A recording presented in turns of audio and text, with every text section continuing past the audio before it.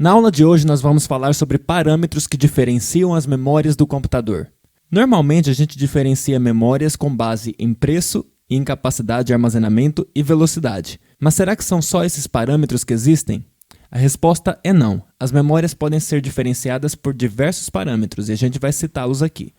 Para essa aula é importante que vocês tenham conhecimento sobre métodos de acesso à memória e que vocês saibam minimamente como funciona um computador. Então, se você não tem ideia disso, eu recomendo que você assista antes os vídeos que eu vou deixar aqui embaixo nos comentários sobre esses assuntos.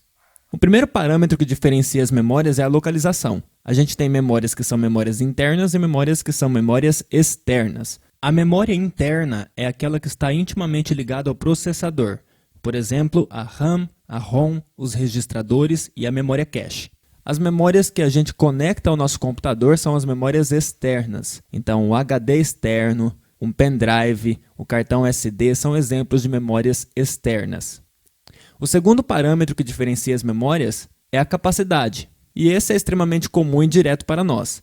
É a quantidade de dados que cada memória consegue armazenar. O mais comum é nós falarmos de quantidades em gigabytes, mas podem haver especificações informando a capacidade de palavras de dados dessa memória. O terceiro parâmetro é a unidade de transferência, que é o número de bytes transferidos da memória de uma só vez. Notem que aqui eu não estou falando da taxa de transferência de bytes por segundo, por exemplo. É simplesmente a quantidade de bytes que a memória vai conseguir transferir de uma vez. Então, no caso da memória RAM, é o número de linhas elétricas de entrada e saída que essa memória tem. Uma memória de 64 bits vai conseguir transferir 64 bits de uma vez para o barramento que vai ligar essa memória ao meu processador. A transferência pode ocorrer por palavra ou por bloco. O quarto parâmetro que diferencia memórias é o método de acesso. Eu tenho um vídeo específico sobre métodos de acesso aqui no canal. Se você não tiver assistido, por favor, assista para você entender melhor. A gente tem 4 métodos de acesso: sequencial, acesso direto, randômico e associativo. O quinto parâmetro é o de desempenho. Em desempenho, a gente pode citar 3 métricas: tempo de acesso, tempo de ciclo de memória e taxa de transferência.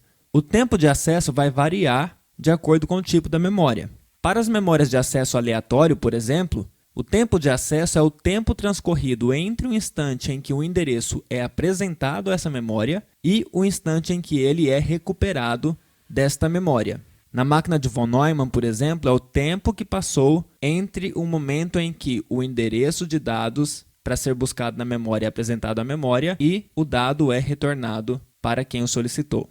Para dispositivos com memória de acesso direto, como por exemplo o HD, é o tempo até o posicionamento mecânico do cabeçote de leitura e escrita na posição correta. O tempo de ciclo de memória é o tempo de acesso, que eu acabei de explicar, mais o tempo adicional requerido antes que um segundo acesso possa ser iniciado. Se eu estiver trabalhando com barramento síncrono, ou seja, que tem o seu próprio tempo de clock dentro da minha máquina, e esse tempo de clock é diferente do tempo de clock do processador, pode ser que haja ociosidade entre as requisições, porque a frequência de clock do seu barramento vai ser menor do que a frequência de clock do seu processador, que é o dispositivo mais rápido da máquina. Esse tempinho adicional para que um segundo acesso seja iniciado se soma ao tempo de acesso e forma o tempo de ciclo de memória. A taxa de transferência é a taxa em que os dados podem ser transferidos de ou para a memória. Normalmente, ela vem especificada em megabytes por segundo, por exemplo.